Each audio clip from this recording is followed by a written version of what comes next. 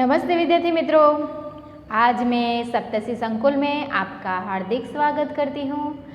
आज की हमारी हिंदी की क्लास में हम कक्षा 6 में जो हमने आगे पाठ 8 राजा का हिस्सा वह हमने देखा था, तो उनके कुछ प्रश्न भी हमने किए थे। तो आज हम विद्यार्थी मित्रों उनके जो स्वाध्याय के प्रश्न हैं वह देखेंगे। तो आप अपनी पाकी नोटबुक है उनमें ये प्रश्न लिखने हैं आपको, ठीक है। तो पहला प्रश्न हम देखते हैं कि प्रश्नों के उत्तर लिखिए। तो पहला प्रश्न कौन सा है विद्यार्थी मित्रों? राजा भोज ने भ्रमण करते हुए क्या देखा? राजा भोज ने भ्रमण करते हुए उन्होंने नगर का भ्रमण किया था ना, तो उन्होंने नगर का भ्रमण करते हुए क्या देखा? तो उनका उत्तर लिखना है कि राजा भोज भ्रमण करते हुए एक गांव के निकट पहुँचे। वहाँ उन्हें देखने को मिला कि एक खेत में एक किसान हल चला रहा था, मगर उसके हल में एक ही बैल था और दूसरे बैल की जगह किसान की पत्नी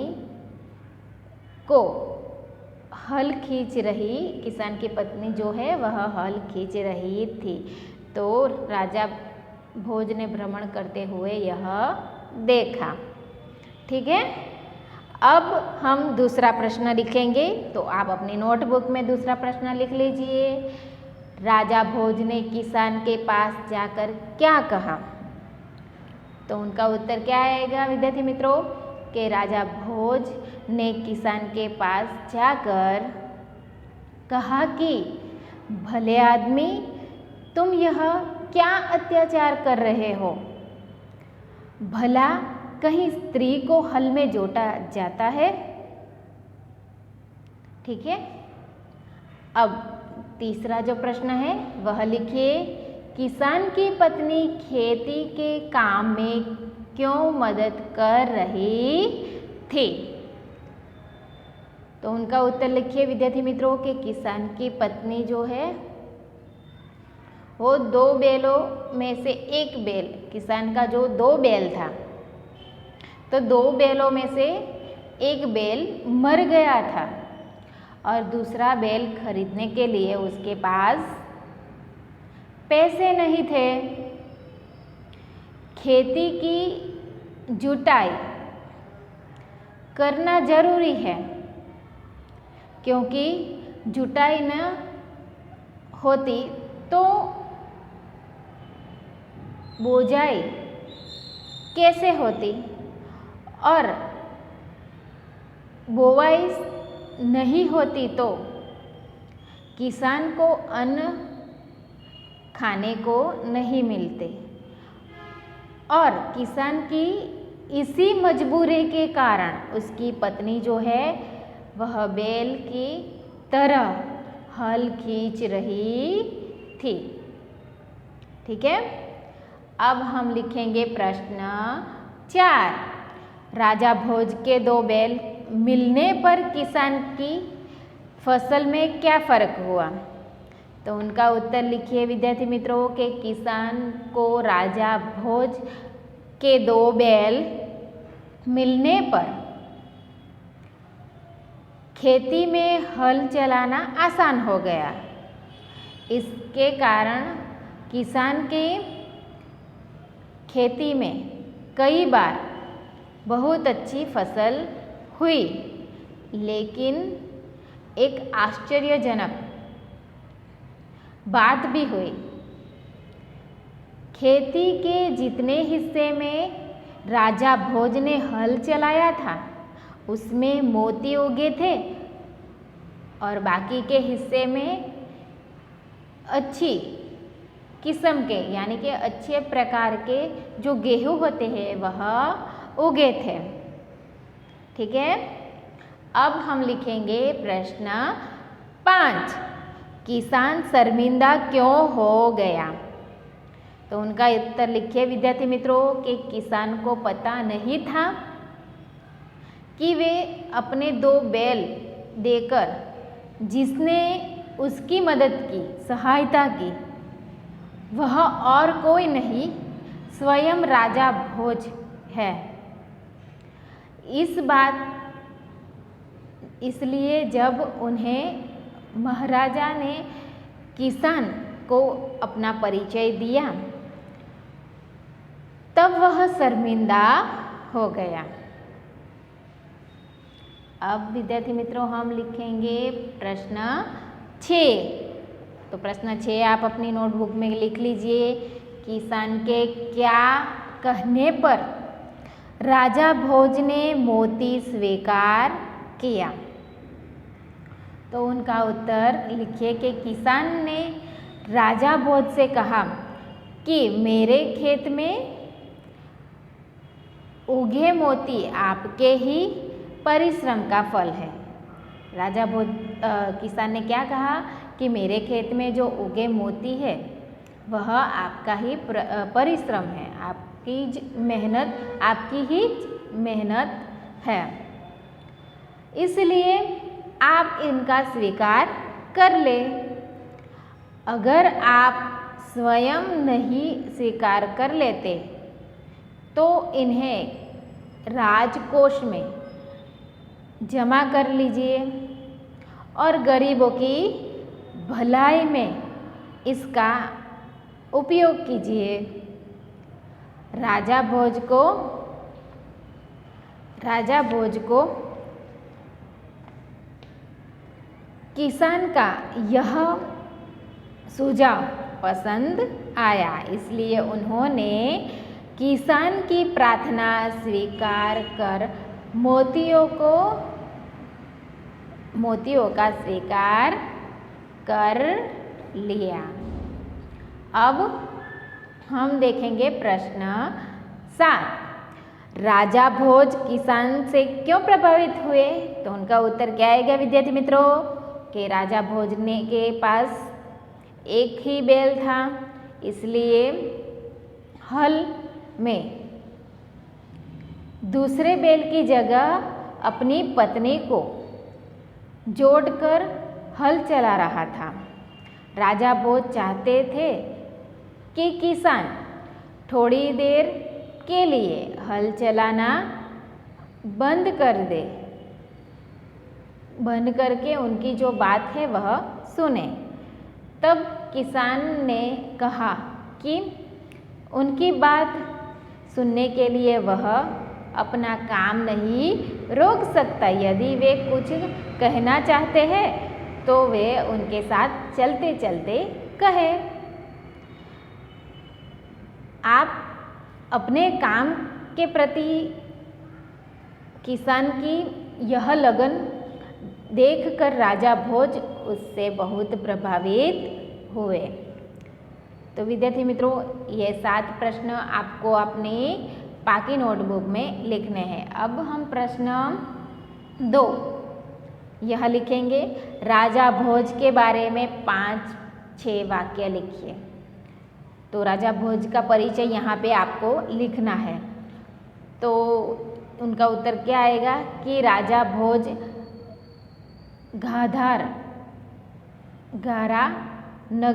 धारा नगरी के राजा थे। राजा भोज धारा नगरी के राजा थे। वे विद्या प्रेमी थे। कैसे थे? विद्या प्रेमी थे।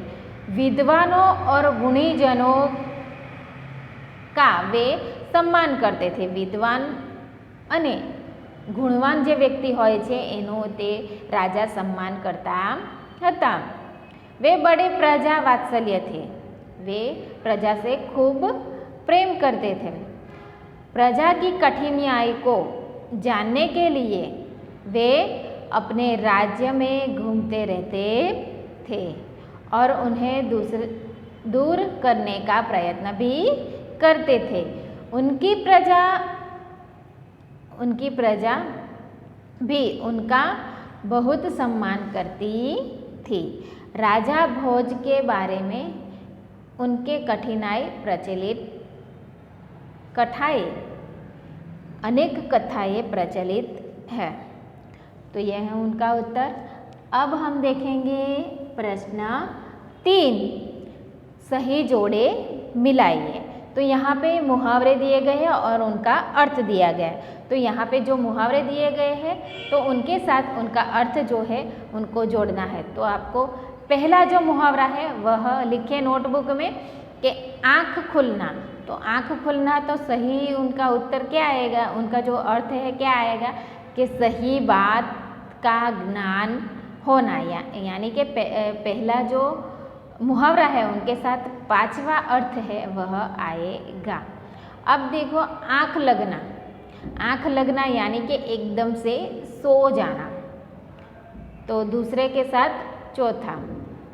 अब तीसरा जो है आँख चुराना। आँख चुराना तो उनका अर्थ क्या होता है कि सही बात से टल जाना। तो तीसरा जो मुहावरा है उनके साथ छठा जो अर्थ है वह आएगा। अब देखिए चौथा मुहावरा आँख दिखाना। तो उनका अर्थ क्या होगा, क्रोध करना। क्या आएगा, क्रोध करना। तो चौथे के साथ दूसरा।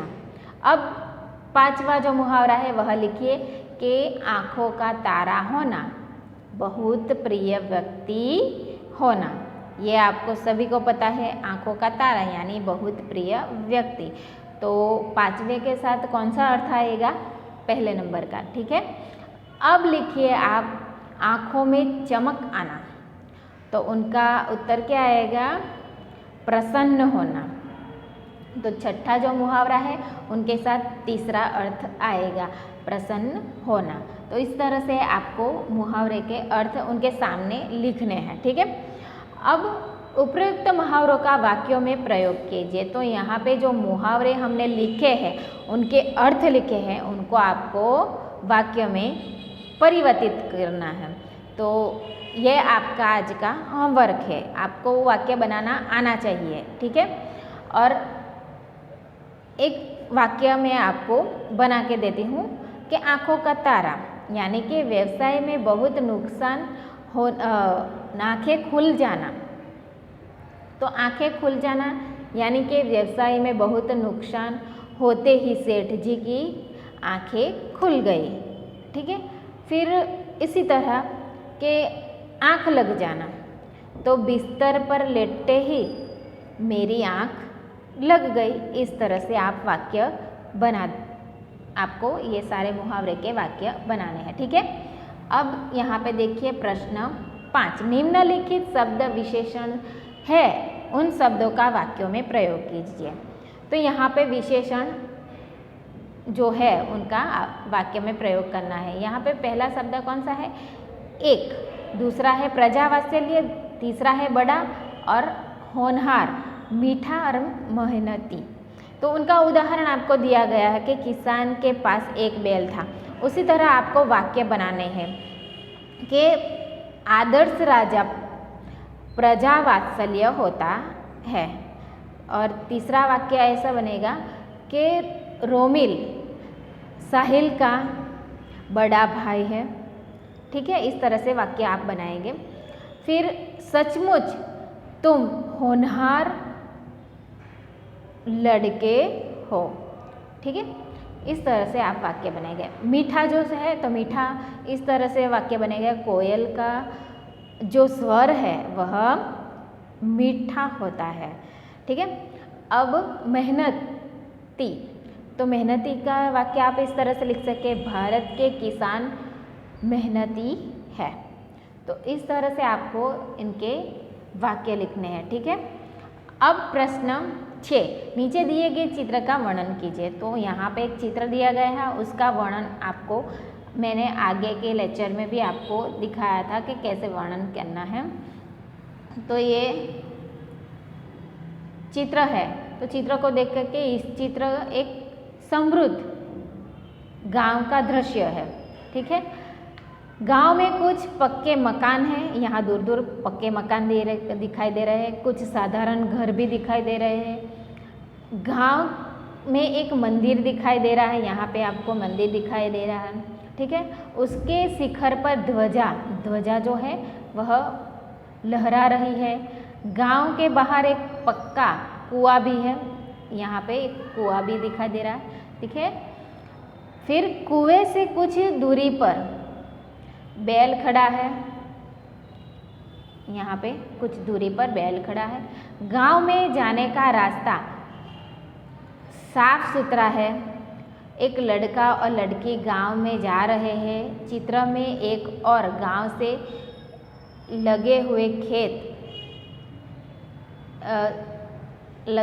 खेत और एक खेत में तैयार फसलें दिखाई दे रही है।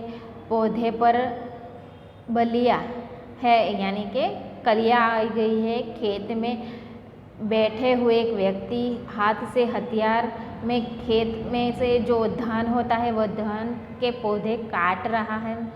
खेत के आसपास पेड़ लगे हुए हैं। इस प्रकार आप चित्र का वर्णन कर सकते हैं, ठीक है। अब यहाँ पे आपको प्रश्न 7 जो है उनका मातृभाषा में अनुवाद करना है। तो ये प्रश्न आपको स्वयं से लिखना है। तो यहाँ पे आपको हिंदी एक पैराग्राफ दिया गया है, तो उनका आपको मातृभाषा यानी कि गुजराती अनुवाद करना है, ठीक है। तो आज हमने यहाँ स्वाध्याय देखा। तो ये सारे स्वाध्याय के प्रश्न 1, 2, 3, 4, 5, 6 और 7 जो प्रश्न है, 7 प्रश्नों તમારી પાકી નોટબુકની અંદર લખવાના છે। અને ત્યાં સુધી આપણે બીજા લેક્ચરમાં મળશું। ત્યાં સુધી જય હિન્દ, જય ભારત, અસ્તુ।